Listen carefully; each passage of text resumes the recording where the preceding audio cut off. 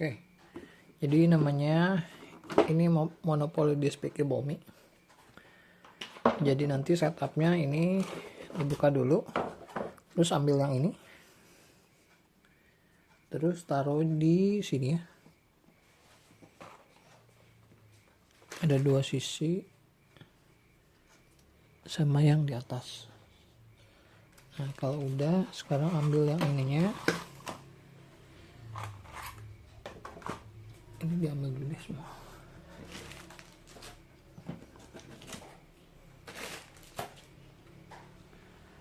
Kalau udah ininya dimasukin ke sini, centelin yang sebelah sana juga.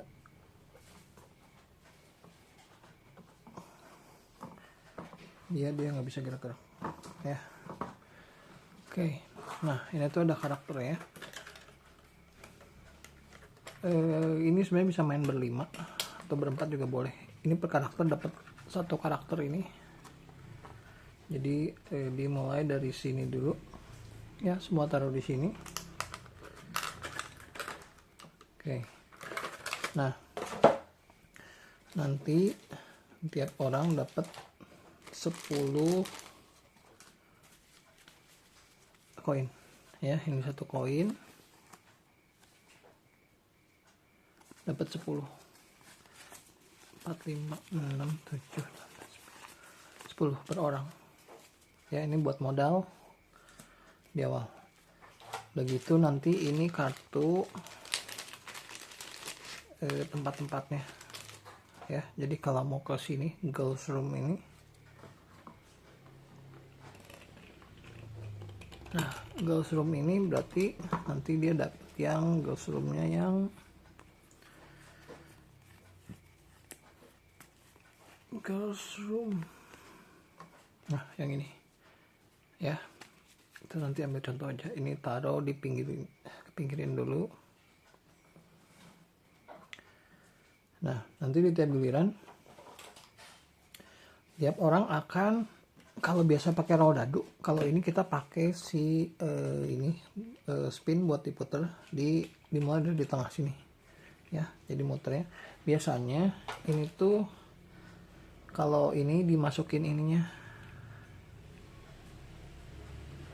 nah baru diputer ya. Tapi kalau misalnya main berlima, sininya nggak ada, dibalikin aja jadi gini muternya tuh ya. Kalau misalnya main berempat, dia mau pakai si ininya ditancepin, ini ada bolongan gitu, terus tancepin ke sini baru diputer kayak gitu ya.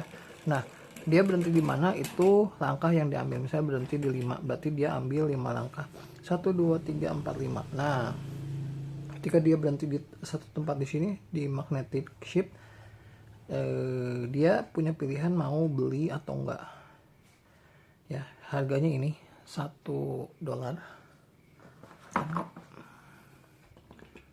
Nah itu ya $1. Ini juga $1. Ada juga sampai $5 di sini. Nah kalau udah di sini, misalnya ambil contoh dia jalan, misalnya dia muter 1 ya, berarti di 1 dia jalan ke sini, ya, the girls room. Terus dia mau beli nih 1, dia harus bayar dulu $1, 1 koinnya ke bank. Banknya taruh anggaplah di sini. Udah gitu dia ambil si kartu ininya, the girls roomnya ya, ini punya dia. Nah nanti suatu saat kalau orang ini kalau misalnya udah beli, dapat si cupcakes ini buat penanda bahwa lokasi ini udah dibeli ya. Nah kalau misalnya player yang sama beli lokasi yang warnanya sama, contohnya ini ya, nanti misalnya udah muter terus dia stop di sini dan dia beli si Dance Recital Studio ini ya, harusnya kan dia dapat ini lagi. Nah tapi karena ini ada dua warna yang sama, jadinya si ini akan berubah menjadi cupcake ini. Nah ini ambil lagi aja si cupcake-nya dapat sundae, dapat sundae. Terus ini balikin, dia dapat sundae. Nah, si ini fungsinya buat apa? Jadi kalau lihat di sini, nanti kalau misalnya ada orang yang stop berhenti di sini, kalau cuman sundae dia cuman cupcake dia cuman bayar satu uang 1 miliar lah ya ini ya. Tapi kalau dia dapat sundae si ini, dia dapat 2, harus bayar 2, terus daya 2 buat yang punya lokasi ini ya. Terus udah gitu, kalau ada satu orang yang berhenti di change, dia boleh ambil satu kartu change di sini. Kartu change-nya nah ini kartu change-nya.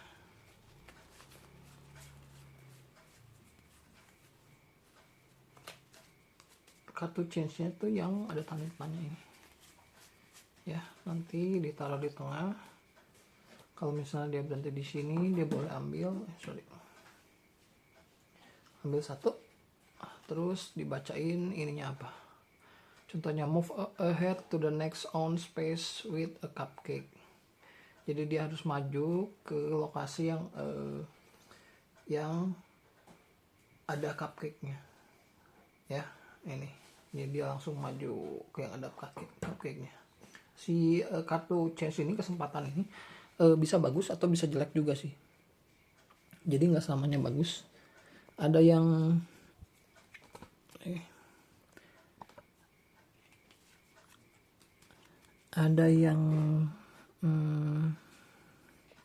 nah ini boleh nge-spin lagi.